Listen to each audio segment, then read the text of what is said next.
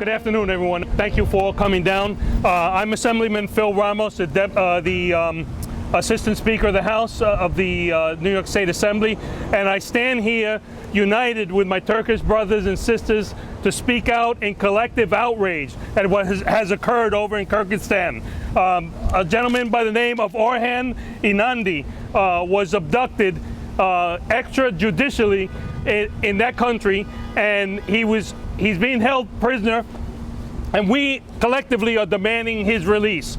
This is a situation of oppression that I have seen firsthand that has been going on for years. I've had the opportunity to visit Turkey on 2 occasions and meet with many people from the Turkish community, many people from the Hizmet movement, and I've seen the Hizmet movement go from its heyday to be able to do all the work that they're doing in Turkey to the point where you have a government trying to dismantle a wonderful organization that has helped so many people in Turkey, and also harass and persecute the members or anybody who has any affiliation, and even some who have no affiliation with it, but are rumored to be, have been imprisoned, and this has been an atrocity what has been done. We have an entire group of Turkish people in exile who find themselves in limbo in other countries. They're unable to get passports in their Turkish embassy, and so as a result they're unable to get residency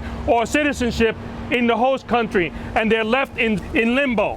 So I stand here in defense of this movement, the Hizmet movement that I've learned over the years, a movement that's non-violent. I repeat, non-violent, that believes in peaceful solutions, that believes in humanity. What could be wrong with that? That believes in education, that education expands the mind and creates a more humane world. That believes in humanity and that goodwill has a multiplier effect. And as a result, the Hizmet movement has created foundations throughout the world where they're helping people in those respective countries, not just Muslims, but citizens of those countries, helping them and being the tide that rises all ships. What could be wrong with that?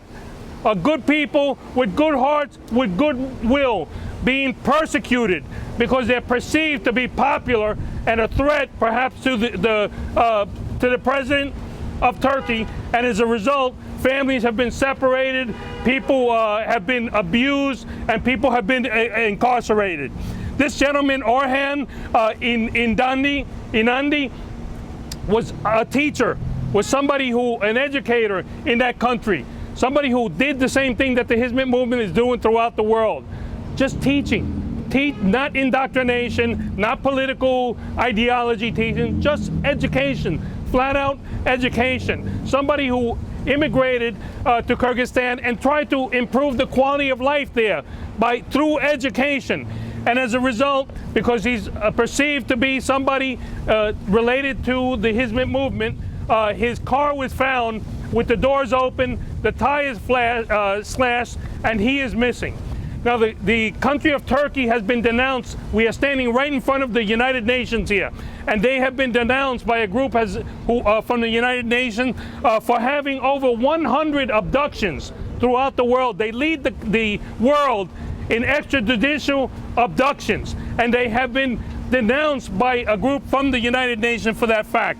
So we stand here asking for humanity. We stand here asking for the world to pay attention to what's happening. We've seen this happening with other countries. We saw with Saudi Arabia what happened with the gentleman who was tortured in an embassy. We've seen this happen throughout the world, and they have nobody to defend them except men and women of good conscience like yourselves, who stand here, who say this world must stand for humanity, that we cannot justify atrocities, that the minute we start to allow these types of human rights violations and violations of international law, the entire world is a less safer place for all of us.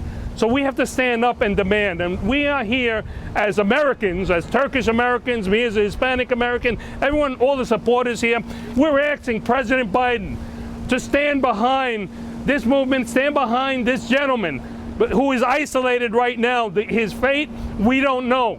We don't know what they are doing to him. We do know that there has to be an international outcry for his release. That is the only way that we are going to resolve this situation. Unfortunately, we've seen at times that when the Turkish government is important to another country like the United States, we've seen sometimes that they turn a blind eye. We saw that with our last administration. And we are worried that the people from the Hizmet movement and the millions of Turkish people who find themselves in exile will be sold out because we get a benefit, some kind of strategic benefit. The United States has always been a moral compass of the world. We cannot turn our backs on inhumanity. We can't allow these things, no matter what benefit we get. We must sit at the table, and we understand that we have to deal with other governments. And we must sit with the president of Turkey and work these things out. But in the end, regardless of the benefit, we cannot justify inhumanity as a trade-off for something that we get out of it. And I know that better minds will prevail now. I know that our government is in a better place, a better mentality when it comes to these issues.